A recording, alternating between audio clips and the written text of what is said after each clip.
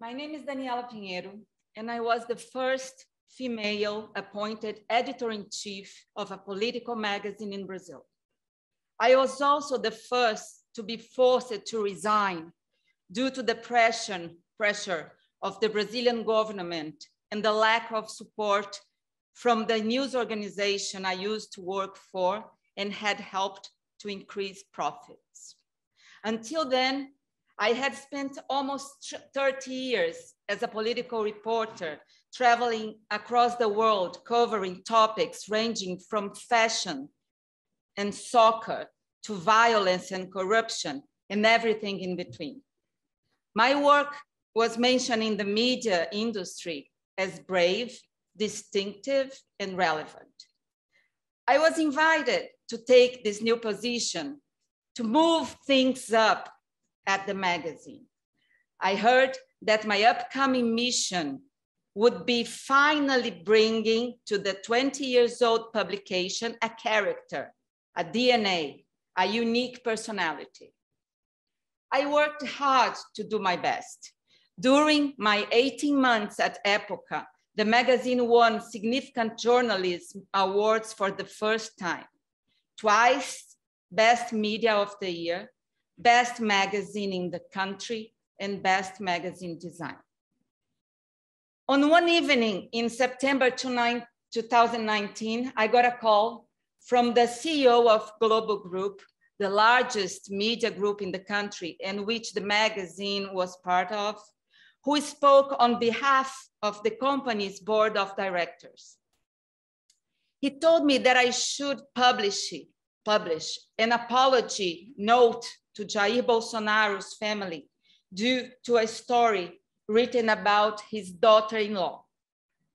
The story, without adjectives, value, judgments, or criticisms, reported the activities of this woman, a declared life coach instructor who, after getting married to one of the president's sons, have had her life and business reshaped by the presidential surname attached to her brand. She tripled the price of her life coach classes, and she became a famous online influencer with almost 200,000 followers on Instagram.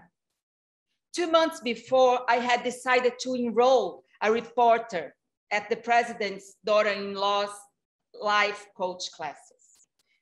I paid for that. The story's idea had been discussed for weeks among our team.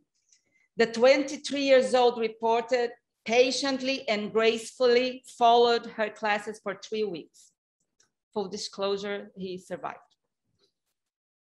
On the eve of the publication, an executive editor in thesis, someone who should be working under my supervision, phoned me saying it was not recommended to publish the reporting. She was following superior orders, apparently more superior than mine. But I followed my instincts and I moved forward, publishing the story. And when the story was published, Bolsonaro played his playbook. He publicly threatened us, mentioned lawsuits, reinforced his despise for the press. And yet, at the same time, I got the call. In the face of the considerable controversy, the CEO told me I had disrespected the editorial principles of Global Group by portraying a person who was not a public figure. At that time, the Global Group was still trying to get closer to Jair Bolsonaro, who had promised during the campaign to poach its television license. For your complete comprehension, the organization's most significant business is entertainment. News corresponds to a minor business fraction, even though the group is still considered the largest in Latin America in this area. But their expertise is in entertainment and soap operas. So Bolsonaro has always felt persecuted by the broadcast channel, and Global was still giving him the benefit of the doubt.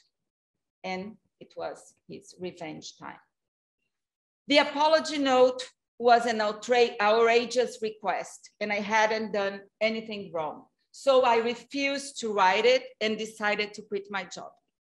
Along with me, 9 other professionals, including editor and columnists, resigned after the apology note order imposed by the global group. At that point, it became clear to me that I, the editor-in-chief, had 2 forces against me: Bolsonaro's government and the company that paid my salary. In the days that followed, photos of my 8-year-old daughter were shared on Bolsonaro supporters' social media, as well as pictures of me, my name, surname, my address, all kinds of insults, rape threats, the lowest of insults, and whatever else was needed to embarrass and threaten a press professional, a woman, a mother, a citizen who was only doing her job. So unfortunately, I'm no longer saying anything new for you here. The International Center of Journalists and UNESCO study finds that 73% of the women surveyed had experienced online violence, including death and rape threats. It's a problem worldwide. And unfortunately, near 3/4 of women journalists here in Turkey experience online abuse, harassment, threats, and attacks. Turkey was the world leader in committing violations against women journalists, according to the report from Coalition for Women in Journalism. In Brazil, figures are not better. Reporters Sans Frontières research showed that Bolsonaro recorded 580 attacks against media in Brazil last year. In 2021, he was portrayed as a press freedom predator, along with 37 heads of state who cracked down massively on press freedom. Your President Erdogan was there too. It became commonplace for female journalists to be called witch, hag, whore, bitch, prostitute, press plus prostitute. I see close friends banalizing these words, and it worries me. I have seen some of them who have been highly attacked and disrespected just for doing their jobs, comment, oh, but look, they didn't do anything special. They just called me a whore. How can we find normal journalists, mothers, wives, women, having absurd conversations with their young children, like one of my friend, Patricia Campos Melo, winner of the Maria Moores Cabot Prize in 2020, had with her 9-year-old son, who asked her, what is giving your scoop? In Portuguese, my language, it has a double meaning, because we say scoop, dar furo, but also it can be understood as a vulgar expression to refer to anal sex. So his son asked her that. We don't need to accept it. We can't accept it. We can't banalize it. In my opinion, the only way to make them think twice before opening their mouths and harass women and journalists and anyone in general is through heavy financial fines and jail. But it's not easy though. On the other day, I was talking about this with a friend when she inquired me. Yes, beautiful idea, but who asks for the fine and makes the arrest request? She was afraid of the political use of that. And it is a legitimate concern, but we need to keep the minimum of confidence in the institutions. Amid the various attacks on the press, some of the president's radical supporters have been investigated by the Supreme Court in Brazil and even arrested in operations targeting fake news and threats to court judges and democracy. Patricia, my friend, decided to sue Bolsonaro and other officials for sexual innuendo. In January 2021, Congressman Eduardo Bolsonaro, one of the president's sons, who is suing me personally because of the story I published, was sentenced for insulted Patricia. Back to my personal story. The silence of my colleagues was also painful. They acknowledge Bolsonaro's hostility, but they prefer staying quiet rather than taking any public stand about Globo's apology request. It is relevant mentioning that in a country of more than 200 million people, there are only 4 large media companies to work for. If someone becomes persona non grata in one, the domino effect is inevitable. It happens to me, it happened to me, and it certainly happened to my peers who only sent me support messages in private. All of a sudden, I had no job, no income, no more space in the media. They had silenced my voice. The fear of the threats destabilized me. It's part of the agenda of populist governments who hate the press, making us doubt ourselves. It happened to me. I didn't know what to do or where to go. Long story short, I got a fellowship at the Reuters Institute for the Study of Journalism in Oxford, where I spent 3 out of 7 months locked up in a 2-bedroom flat with my mother and 2 kids. Before my British lockdown, I spent precious time with privileged minds and had access to innovative and fearless people and ideas. I saw projects being put up from nothing. I realized that some places and institutions are concerned about that. Nothing could have been so essential to me, so crucial to keep me on track. However, I decided to stay away from Brazil. So I settled in Portugal, where I'm writing a book about a day in Brazil in 1999. And I keep on advising and giving distancing mentoring to independent press outlets. Unemployment gave me lots of spare time to reflect on what happened to me and what I had learned with this experience. One aspect that strikes me the most is thinking about how the fact that I'm a woman affected the final product I had delivered to my audience. My take is not much. In fact, being a woman is only part of it. You bring your whole life experience to your tenure. In my case, I think it was crucial, the fact that I was born in Brezilya, the capital of the country, where power, and it's the center of the power, everything is surrounded by politics. So I have a very, very strong take on politics. I had lived in several countries. I am a mother of 2 kids, and traits of my personality and interests that made, I think, my work, gave my work some, character. When I was there, being the boss woman avoided some historical nonsense to be published, thank God, which should have ended a long time ago, but not. It's a funny story, I will tell you. One day, 2 male editors brought me a page to approve before going to print. It was a silly article about gluten-free noodles, but the photo illustrating the story was a busty blonde with a plate of noodles between her breasts. And she was doing something with her tongue and that. When I spotted that, I couldn't believe it. First, I was thinking, oh my God, what imagination, someone having this idea. Okay, let's do a picture of a blonde with like a plate of noodles between her breasts. Crazy. But after I was thinking about my employee doing the research, boobs plus noodles and it became more weird, like in 2019. Anyways, they came to bring me And they gave me the paper for approval, and obviously I didn't approve.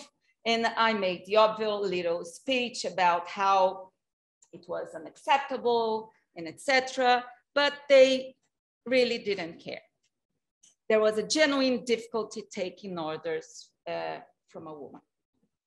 When I left, I also wondered if I had done harm to the feminine cause, because I was the first woman to get in and the first one to get out, and so quickly. But I realized that it had nothing to do with me. I wasn't the problem. The problem was so much more complicated. There is a curious story of two women who held the highest positions in journalism in the world. One at Le Monde in France, and the other one at the New York Times. And they left their positions on the same day.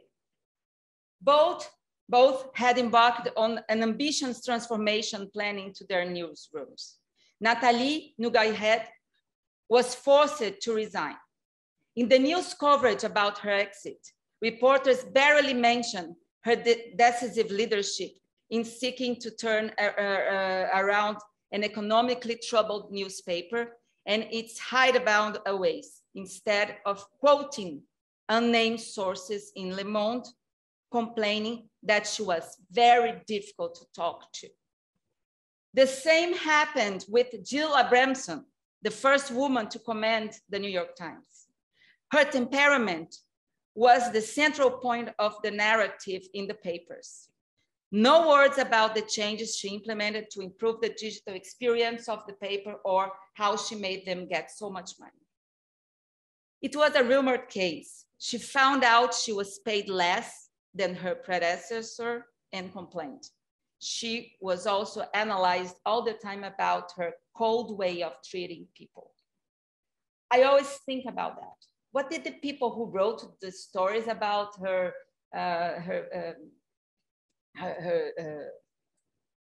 exit from the New York Times, what they expect from the head of the New York Times? Like a mother tone of voice, motherish tone of voice, I don't know, curious. During my tenure at Época, I got to know there were lots of sexist debates over my temperament and whether it was the right one for a newsroom leader. This has happened to just about every woman I know who has dared to take up a high visible leadership position in our great but troubled news organizations.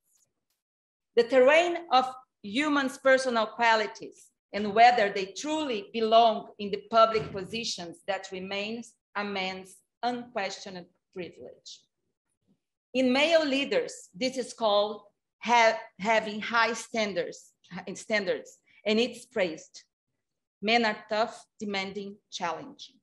But there's no doubt that many find this off-putting and threatening from a certain kind of woman. That is the real problem we have to address.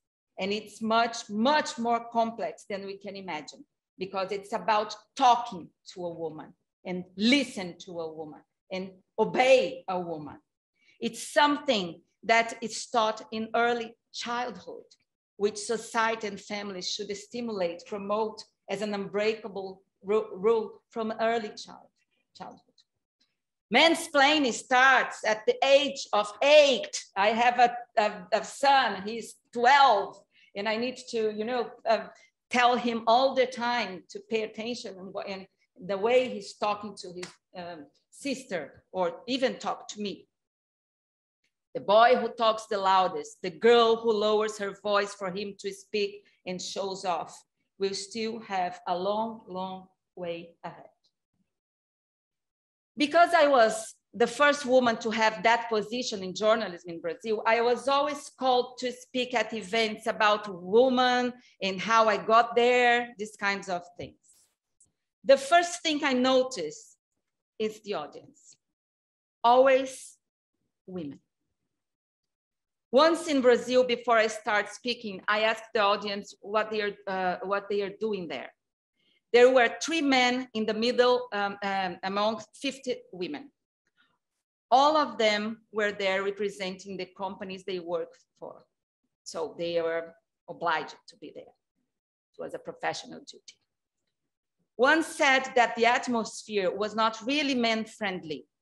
The day before the event, he had received an email asking him what time he would like to get a manicure because the event would offer the service for free to attendees.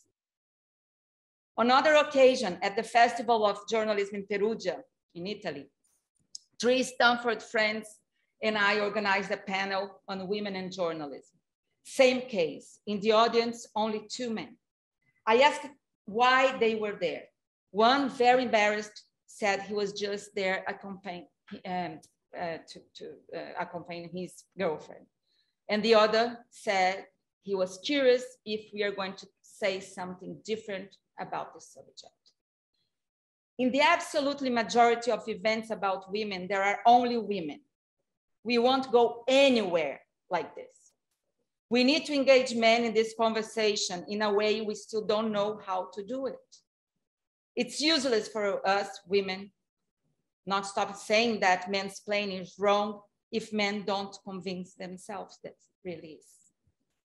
As long as debates and conferences on issues involving women at work continue to be filled only with women, nothing will change. Of course, there are still key issues that need to be solved, such as the gender pay gap. The easiest way to deal with that, in my opinion, is transparency. I have a friend who was invited to become a hostess on a well-known show on NPR, the American Public Radio. She would share the show with a man who was already working there. The starting salary offered was 30% less than what her fellow show host was earning. Just because NPR is a public radio and its expenses have to be public, she knew that, his salary. And since she's a celebrity, her agent took it upon herself and redone the negotiation. She had the same experience in radio, had a strong academic and intellectual background. She was famous. Why would she earn 30% less than the guy? The salary was equalized and matter was resolved. She was satisfied, and so was her colleague, because for him, it didn't matter how much she earned. These are simple solutions that effectively resolve a central issue, that of wages, effectively. But there are still several problems left that, in my opinion, as I mentioned before, are much, much, much more complicated and difficult to solve.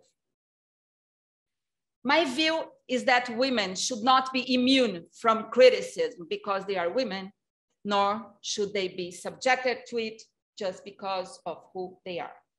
Of course, when it comes to stories about female editors and their difficult alleged management styles, it's not about journalism, what is on the table. Every day, it's clear to me that the debate is unfocused. Nobody doubts the competence of a woman to command a newsroom. This is not the problem. According to Columbia Journalism Review, 73% of the editors of 135 of Americans' biggest English language newspapers are male, 73%, and 9 in 10 are white. I studied from the Reuters Institute for the study of journalism in Oxford, where I'm a former fellow, shows that only 23% of the top editors across the 200 major outlets are women, despite the fact that on average, 40% of journalists in the 10 markets researched are women. Every single market covered by the study has a majority of men among the top editors, including countries like Brazil and Finland, where women outnumber men among working journalists. Same happens here in Turkey. Although for the first time in history, there have never been so many women running news outlets in the world. We like to pretend it's different now, but it's not true. The problem is still there. Two emblematic changes in journalism in recent years tell a lot about the state of our industry. At The Guardian, the iconic editor-in-chief, Alan Rusbridger, has stepped down after 20 years. In July this year, the mythical Marty Baron, editor-in-chief, retired after reviving the Washington Post. Both were replaced by women. Did you know that? Few know their names. Catherine Viner has run The Guardian since 2015, and Sally Busby is the Washington Post bigwig after running the Associated Press for 30 years. But what's her name again? That's why I named this talk, What's Her Name Again? I once heard an anecdote that illustrated what I'm saying. We will only have true equality at work when a very incompetent woman is hired for a good position occupied by a very incompetent man. But it's not what we want. We want work positions to be occupied by competent people of different profiles and experiences. It turned out I did not have the support of my boss, and I believe that to be the actual story of many of these buzz over controversial editors and executives who happen to be women. Their owners, stockholders, and supervisors hired women to be change agents, but then don't stick around when the change comes and the backlash ensues. So we don't have a problem, I'm sure about it. We women, we don't have a problem. And we need to reframe this narrative.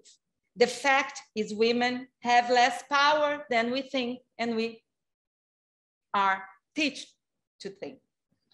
But there are still crucial positions where there is no sign of women around. And I think the change includes occupied with women these positions.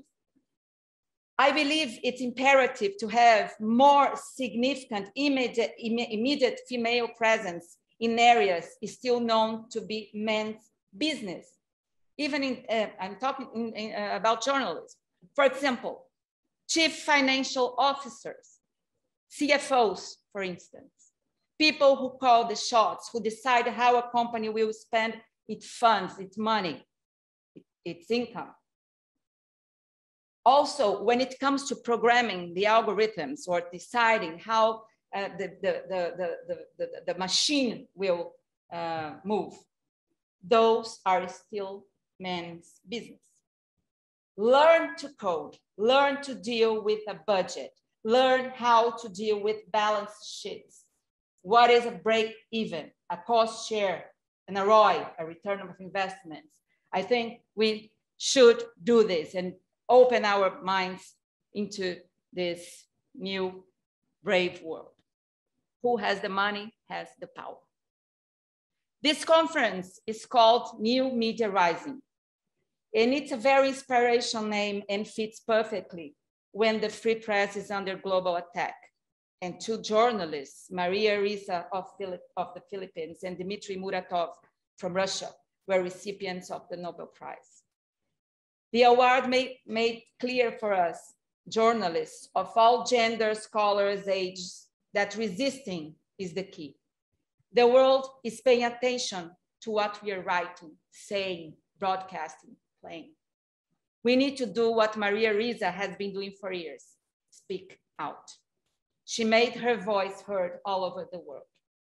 I used to meet her in all conferences around the world, the debates. She was a constant presence at journalist events, not to let us forget what was happening in her small country. Events like this one are crucial nowadays. Together, we are stronger. The aggressive reaction on the part of the government only confirmed how urgent and necessary it's to denounce the attacks against journalists, which were even more serious when committed by the President of the Republic. The hostility is now new, and reflects the way that he, his family, and his immediate circle have in the past years refined a set of practices designed to discredit the media and silence critical independent journalists who they regard as enemies of the state. The Bolsonaro system will undoubtedly continue to attack and smear the media until the end of his presidential term.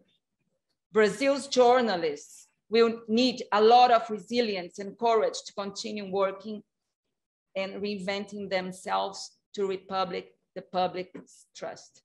It applies to many, many countries. That's why I'm organizing a Brazilian IPI committee. Being here in Istanbul, attending an event of the IPI Turkish committee only gives me more inspiration and the will to build our group as soon as possible. When we have our first Congress, we will have Turkish colleagues speaking to Brazilian journalists, for sure. We often find ourselves drowning into so many barbarities, nonsense, lies, cowardice produced by populist governments.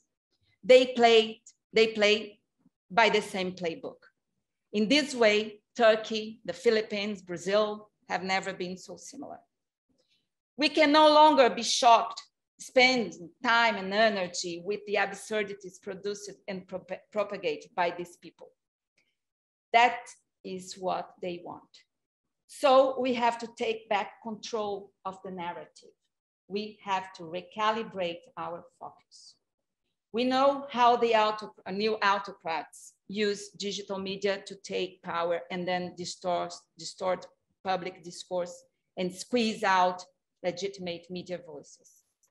But we are also aware that it's possible to fight back as brave reporters in Brazil, here in Philippines, worldwide are doing. Thank you very much. Okay, thanks again, Daniela. It was a very inspiring speech. You talked about many problems and how to cope with those problems from Brazil, but also it touches upon many countries actually, because it's crossing borders. For instance, you talked about what's called SLAP, the strategic lawsuits against public participation, which, you know, journalism is about questioning those in power, and those power can be politicians, it can be corporations, it can be platforms now, for instance, or it can be social structures like for instance, sexism in media. From your example about noodle blondes, it was an interesting example about sexism of male media executives who design their content, their news content for the male gaze. And as the IPI, we have been also advocating for a long time in Turkey for equal pay for equal work and gender justice in newsrooms. So it affects the quality of our journalism too. What do you think about, for instance, as you gave some figures as well from the American media, more than 70% of executives, media executives are male.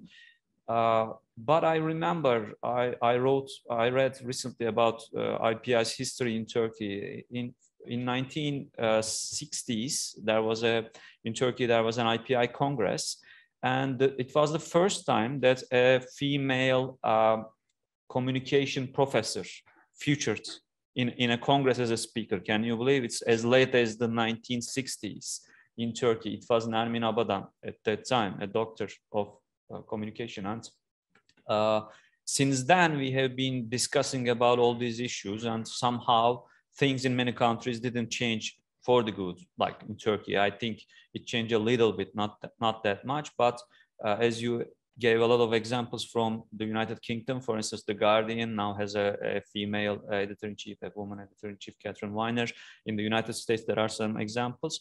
How do you see Brazil? Because we really don't know how Brazil changed. Did you see a positive move there in terms of gender justice in media in recent decades, at least? Reuters has a study about this, and when I was there, I helped them to organize the Brazilian part of the study. Actually, there are quite few women in leadership positions, but in a small newsrooms. And there is a phenomenon, interesting phenomena that I noticed is this new ventures like fact-checking agencies. They are almost all of them. They are running by women. Why? Because my take or my bet on that, because it's a way of being. You are a woman. You are an entrepreneur. You have all the characteristics of a leader, but it's so difficult to break the bubble and get into the mainstream media organization. You decided to launch your own business. So in Latin America, more entrepreneurship from women. Yes. So the two largest fact-checking agencies in Brazil are run by two women. Interesting. Tomorrow we will have another panel about disinformation, and we will have one of the panelists is the editor-in-chief of TEİT, the leading fact-checking organization in Turkey, and also a woman editor-in-chief, Gülin Çavuş, will be with us. Yeah, and I think Maria Risa, for example, it's an example. Yeah. She was an entrepreneur, a leader, and she decided to come up with her own business. Yeah. And we again congratulate Maria for the Nobel Peace Prize. Maria Reza is also an IPI executive board member.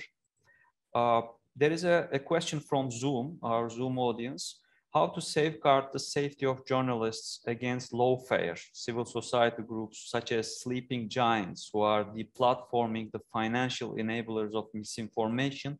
Seems to be an interesting tactic. What are your thoughts about this? I think all of them are so welcome, because I think we are in a moment that true and good information and collaboration is the key for us to overcome and try to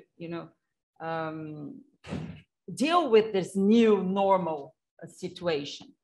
We are in a very complicated moment, because I don't know how it works here in Turkey, but in Brazil, the media was so dependent on public funding, because all the traditional media, they were dependent on advertising from public companies. And then when Bolsonaro got there, he decided to cut them, cut all of them.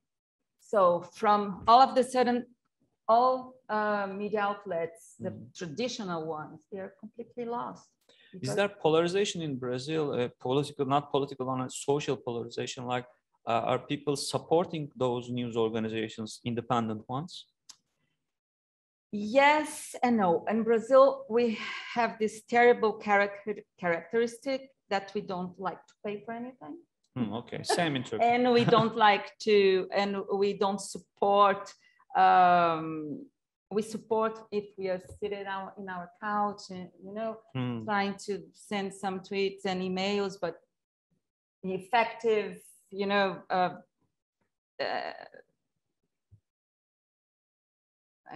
how can I say that? An effective. People pay for YouTube or Spotify, but not to news providers, right? Yeah.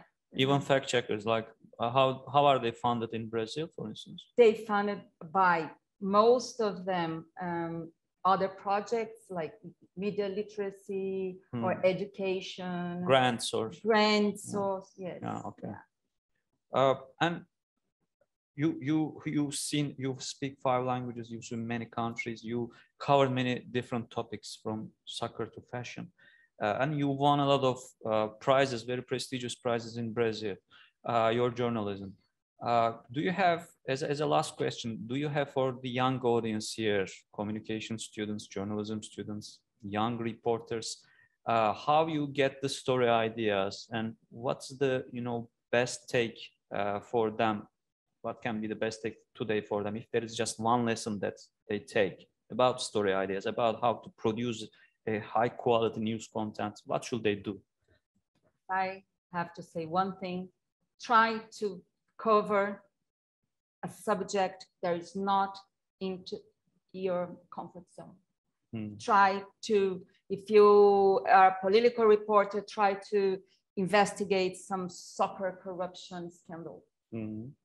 Even if you hate soccer, because you have a fresh mindset, a fresh regard into all these things. People who used to go there and look to them every day, they can't see clearly.